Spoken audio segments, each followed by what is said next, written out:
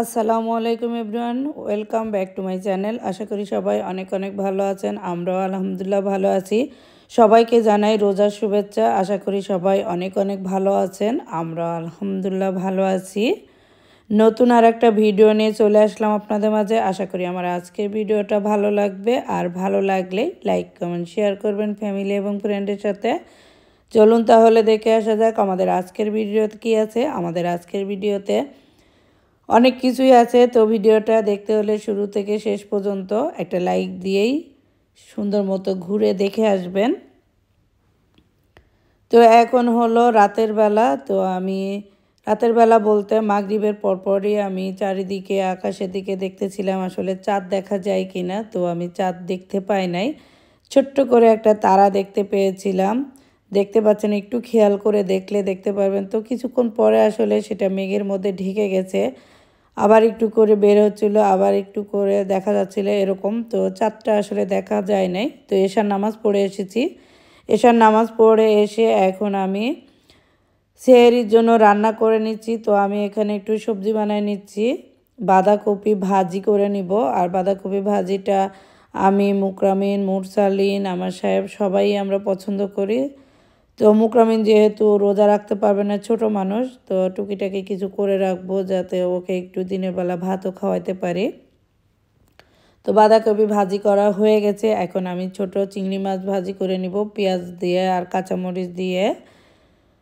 তো এই ভাজিটা খেতে মুরসালিন খুবই পছন্দ করে। তারপরে ও বলতেছিল যে আম্মু আমার জন্য একটু চিংড়ি মাছ ভাজি করো, ভোরবেলা ওইটা দিয়েই ভাত খাবে। তো চিন্তা করলাম যে যেহেতু রোজা রাখবে আর প্রথম দিন, তো ওর পছন্দ মতো একটা খাবার বানাই দিই।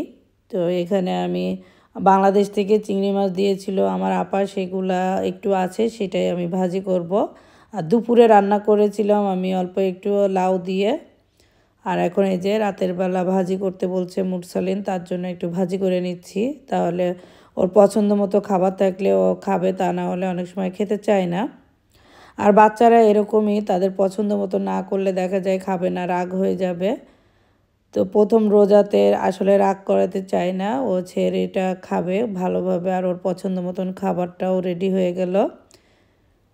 তো চিংড়ি মাছ ভাজি হয়ে গেছে, আমি ভাতটাও রান্না করে নিয়েছি একদম ছেড়ির জন্য অল্প একটু করে, আর ছোট্ট এটা হাঁড়িতে।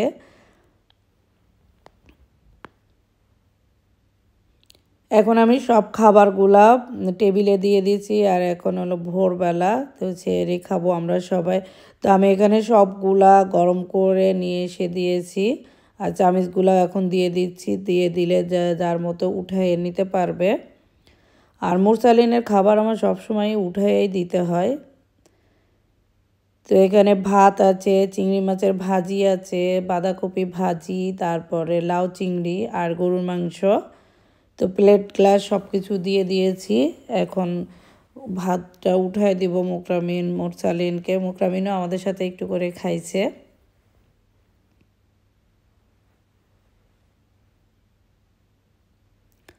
আর ভোরবেলা আসলে খেতে মানে কেমন জানি লাগছে। তো প্রথম দিন হয়তো এরকম একটু লাগবে, তারপরে ইনশাআল্লাহ অভ্যাস হয়ে যাবে। রোজার খুশিতে মনে হয় খাওয়াও বন্ধ হয়ে গেছে।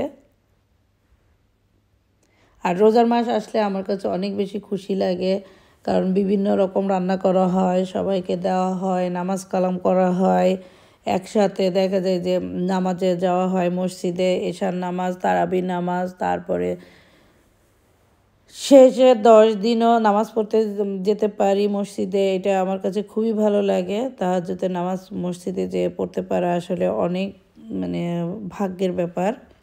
আর মসজিদটাও একদমই কাছে,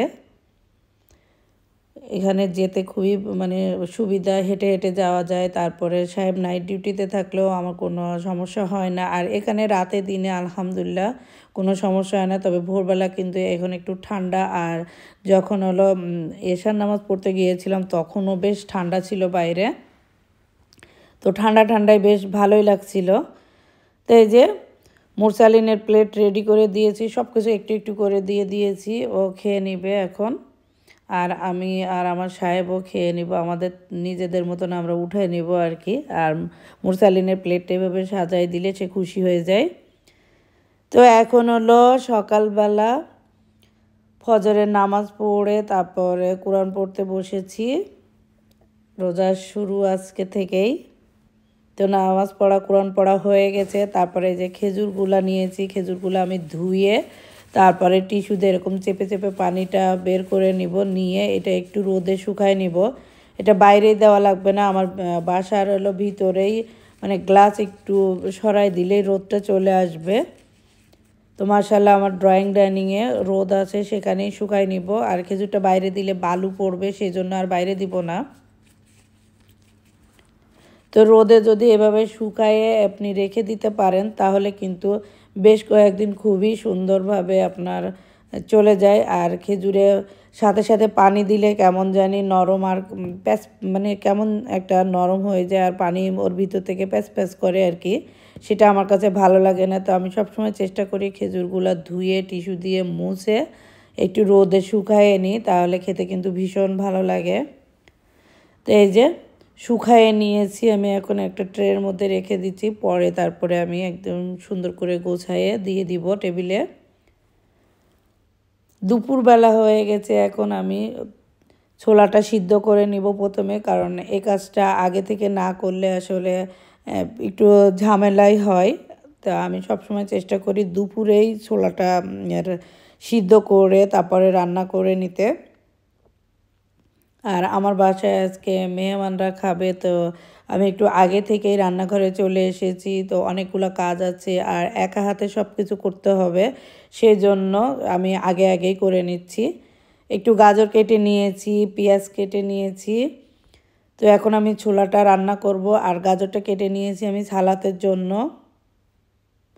তো আমি একটা চুলার উপরে হাঁড়ি বসাই দিয়েছি, হাঁড়িটা হালকা একটু গরম হয়ে আসলে তার মধ্যে আমি পরিমাণ মতো তেল দিয়ে দিয়েছি।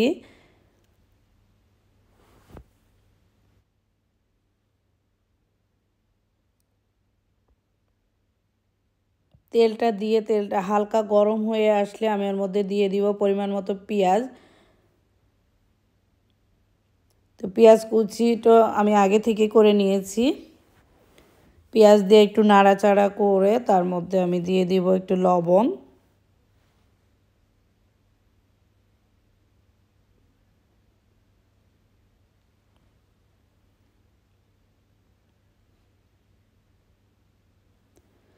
লবণটা দিয়ে আমি আবারও খুব ভালো করে নাড়াচাড়া করে নিব। আর পেঁয়াজের থেকেও কিন্তু একটু পানি বের হয়ে যাবে আর পেঁয়াজটাও একটু নরম হয়ে যাবে। তারপরে আমি দিয়ে দিব সব ধরনের মশলা। তো হলুদ গুঁড়ি দিয়ে দিলাম আমি পরিমাণ মতো, মরিচ গুঁড়ি দিয়ে দিলাম আমি পরিমাণ মতো, লাল মরিচের গুঁড়ি দিয়ে দিলাম, জাস্ট কালার হবে, আর এটাতে ঝাল নাই অত বেশি। আদা গুঁড়ি দিয়ে দিলাম আমি পরিমাণ মতো, রসুন গুঁড়ি দিয়ে দিলাম পরিমাণ মতো,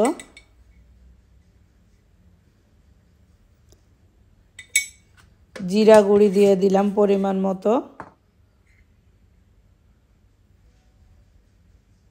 ধনিয়া গুঁড়ি দিয়ে দিলাম পরিমাণ মতো। তারপরে ভালো করে মশলাটা ভুনা করে নিয়ে তা আলু দিয়ে আবারও ভুনা করে নিয়েছি।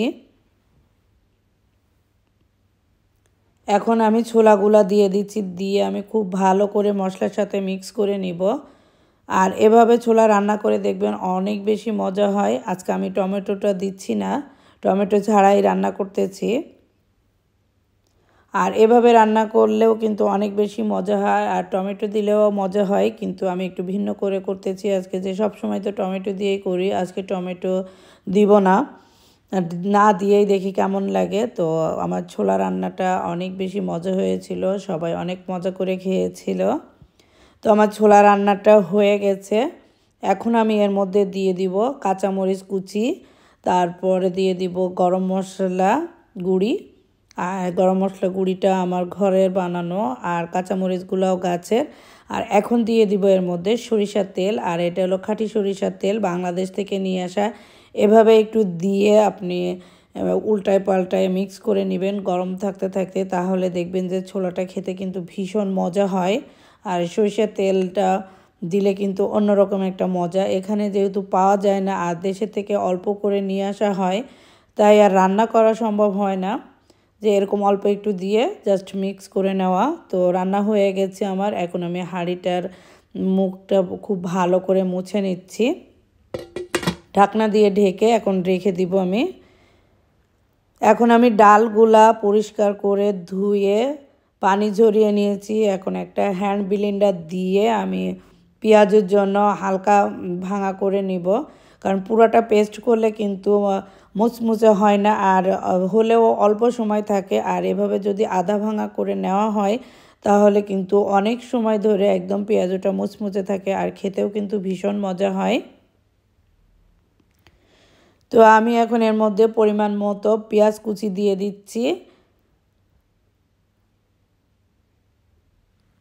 পেঁয়াজ কুচি দিয়ে আমি তার মধ্যে দিয়ে দেব কাঁচামরিচ কুচি, আর কাঁচামরিচ কুচিটা দিয়ে দেব আমি একটু পরিমাণে বেশি করে, আপনারা আপনাদের পরিমাণে দিবেন, কারণ পেঁয়াজটা একটু ঝাল ঝাল হলে খেতে ভালো লাগবে। সারাদিন পরে আসলে ইফতারিতে যদি একটু মজা করে না খেতে পারে মেহমানরা তাহলে কিন্তু ভালো লাগবে না। আর এখানে আমি 1 টেবিল চামচ পরিমাণ আস্ত ধনিয়া দিয়ে দিয়েছি, তারপরে 1 টেবিল চামচ পরিমাণ শাহি জিরা দিয়ে দিয়েছি। আপনারা চাইলে কিন্তু নর্মাল জিরাটাও দিতে পারেন, তবে শাহি জিরাটা দিলে বেশ ভালো হয়। এখন আমি পরিমাণ মতো লবণ দিয়ে দিচ্ছি, তারপরে দিয়ে দিচ্ছি পরিমাণ মতো হলুদ গুঁড়ি,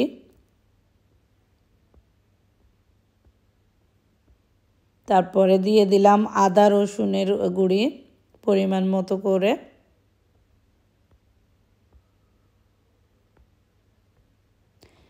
এবার আমি খুব ভালো করে হাত দিয়ে এটা মাখায় নিব। তো আমি একটা হ্যান্ড গ্লাভস পরেছি, যেহেতু এখানে ঝাল আছে তাই ঝাল লাগতে পারে, আর অনেকগুলো কাজ করতে হবে, হাত জ্বললে তো আসলে কাজ করা যাবে না। সেজন্য আমার মতো যাদের এরকম হাত জ্বলে তারা কিন্তু এরকম একটু গ্লাভস পরে নিয়েই এই কাজটা করে নিতে পারেন। তো পেঁয়াজগুলাও মাশাআল্লাহ অনেক মজা হয়েছিল। আমার গেস্টরা তারপরে আমার সাহেব অনেক প্রশংসা করলো যে না আজকের খাবারগুলো সবই অনেক মজা হয়েছিল।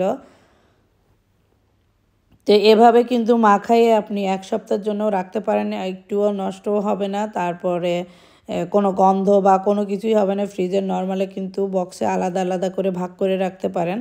তো আমি এখন পেঁয়াজগুলা ভেজে নিব, আর আমি অনেকগুলো কাজ করে নিয়েছি। আসলে সব কিছু আমি ক্যামেরা বন্দি করতে পারি না, একা হাতে সব কিছু করা আসলে অনেক বেশি কষ্ট আর কি। তারপরেও মেহমানদেরকে খাওয়াতে কিন্তু খুশি লাগে। তো আমি চেষ্টা করেছি একা একা সব কিছু একটু করে করে নিতে। তো আমার কাজ মাশাআল্লাহ অনেকটুকু হয়ে গেছে, আর অল্প কিছু বাদ আছে। তো আলহামদুলিল্লাহ সব কিছু শেষ। এখন আমি টেবিলে মেহমানদের জন্য সব কিছু রেডি করে রেখেছি, মেহমানরা আসলেই খেতে পারবে। তো এখানে আমি সব দেখেন টেবিলটা পুরো ক্লিন করে সুন্দর করে তারপরে রেডি করে দিয়েছি। প্রত্যেকটা খাবার নাকি আমার মেহমানদের অনেক বেশি পছন্দ হয়েছে। সাহেব বলল যে না তোমার খাবারগুলো আজকে অনেক মজা হয়েছিল। আর প্রথম রমজান আমি একটু টেনশানেই ছিলাম আসলে কোনটাতে লবণ হবে না হবে। তো যাক আলহামদুলিল্লাহ সব কিছু সুন্দর মতো করতে পেরেছি। তো এখানে ছিল ছোলা, পেঁয়াজু, সালাদ, তারপরে সমোসা, তারপরে বুন্দিয়া, জিলাপি, খেজুর, কাবাব, বিরিয়ানি, তারপরে এই যে ডালের বরফি, তরমুজ, হালিম, শরবত, এগুলাই আর কি। তো আসলে আমি যতটুকু পেরেছি আর কি। আর এখানে ফলগুলা সাজায় রেখেছি ধুয়ে, যে যার যেটা ভালো লাগবে সে সেটা খেয়ে নেবে। তো মুকরামিন কতক্ষণ পর পর আসতেছে আর স্ট্রবেরি নিয়ে দৌড় দিচ্ছে আর কি। তো কিছুক্ষণ পরে আমার মেহমানরা চলে আসবে, আর বেশি দেরি নাই, ইফতারের সময় হয়ে গেছে। তো এই যে আমার মেহমানরা চলে এসেছে। তো আমাদের ভিডিওটি কেমন লেগেছে, যদি ভালো লেগে থাকে লাইক কমেন্ট শেয়ার করবেন, বেশি বেশি করে সাপোর্ট করবেন, আর সুন্দর সুন্দর ভিডিও পেতে। আল্লাহ হাফেজ, আসসালামু আলাইকুম।